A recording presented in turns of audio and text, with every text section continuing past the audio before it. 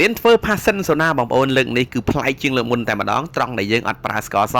យើងអត់ប្រើទឹកស្ករដែលយើងដាំយើងអាចធ្វើឆុងញ៉ាំនៅពេលណាក៏បានដែរគឺងាយស្រួលបំផុតហើយរហ័សលឿនបំផុតគ្រាន់តែបងប្អូនមើលវីដេអូនេះឲ្យចប់គឺដឹងថាបងប្អូនចេះធ្វើ100%ផងដែរតោះតាមណាអ្នកគ្នាសេរ៉ូអំពៅមីតផុនរសជាតិផ្អែមស្រទន់បង្កើនរសជាតិភេសជ្ជៈជាច្រើនមុខលែងបារម្ភរឿងដាំទឹកស្ករឬក៏ប្រើស្ករសទៀតហើយបងប្អូនគ្រាន់តែមានទឹកអំពៅមីតផុននោះបងប្អូនប្រើជំនួសទឹកស្ករបានដោយងាយៗធ្វើផាសសិនសូដាលើកនេះបងប្អូនគឺខុសប្លែកពីលើកមុនតែម្ដងត្រង់ដែលយើងបេះផាសសិនស្រស់ពីដើមតែម្ដងបងប្អូនគឺដើមនេះខ្ញុំដាំក្រោយផ្ទះបងប្អូនឃើញអូហូយគ្រាន់តែមើលឃើញគឺគួរឲ្យចង់ញ៉ាំតែម្ដងណាបងប្អូនតាក់ទងនឹងការដាំផាសសិននេះបងប្អូនគឺដុះដោយខ្លួនឯងទេដោយសារតែយើងលក់ទៅក៏មានគ្រាប់ធ្លាក់ហើយក៏ដុះឡើងដោយខ្លួនឯងសម្រាប់ការធ្វើផាសសិនសូដានេះយើងត្រូវការផាសសិន2ផ្លែបងប្អូនព្រោះយើងយកទៅលាយជាមួយនឹងទឹកសេរ៉ូអំពៅមីតផុនផងហើយយើងលាយជាមួយនឹងសូដាផងគឺយើងយករសជាតិជូរអែមហើយយើងប្រើជាមួយនឹងកែវលេខ22អោតបងប្អូនបាទឥឡូវយើងហាន់ជាមួយនឹងផាសសិនទាំងអស់គ្នាបងប្អូនឃើញអូហូ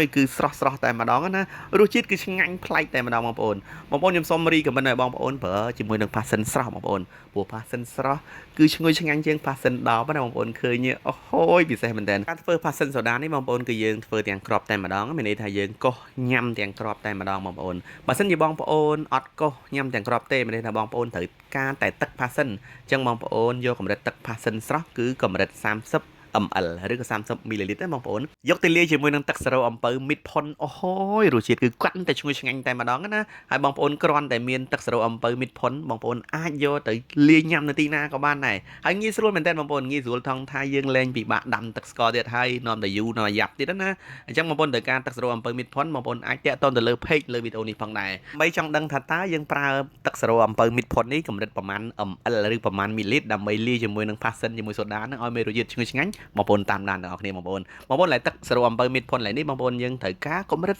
40 ml បងប្អូនឬក៏40 ml បងប្អូនយើងយកទៅលាយជាមួយនឹងផាសសិនជាមួយនឹងសូដាអូហូយគឺរសជាតិឈ្ងុយឆ្ងាញ់តែម្ដងណាបងប្អូនចាក់លាយជាមួយនឹងផាសសិនស្រស់បើយើងពីរផ្លែនេះមកបងប្អូនដែលយើងប្រើជាមួយនឹងកែវលេខ22អោតនេះណាហើយបន្តមកទៀតបងប្អូនកូរឲ្យសព្វល្អមកព្រោះនៅពេលដែលយើងពិសាទៅគឺមានរសជាតិផ្អែមថេជូរអែមឆ្ងាញ់តែម្ដងណាហើយបន្តមកទៀតដាក់ទឹកកកឲ្យពេញកែវលេខ22នេះមកបងប្អូនតើបងប្អូនដាក់ពេញរួចហើយបងប្អូនយើងត្រូវការសូដាកន្លែងហ្នឹងបងប្អូនយើងអត់ត្រូវការវល់ក្រិតទេណាយើងចាក់ធ្វើម៉េចឲ្យពេញមាត់កែវតែម្ដងបងប្អូនឃើ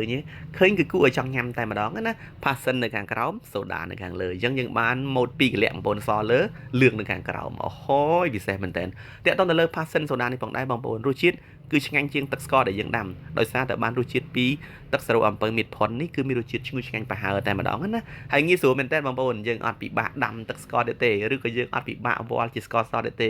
ងាយមែនតើស្រួលមែនតើអ្នកបងប្អូនដែលលក់ចល័តឬក៏បងប្អូនដែលនៅផ្ទះគ្រាន់តែបងប្អូនជីវជាមួយនឹងទឹកសេរ៉ូអំពៅមីតផុនមួយកញ្ចប់បងប្អូនទុកឆុងឬក៏ទុកធ្វើញ៉ាំពេលណាក៏បានងាយមែនតើបងប្អូនត្រូវការតាក់ទង page នៅលើវីដេអូនេះផងដែរបាទអរគុណ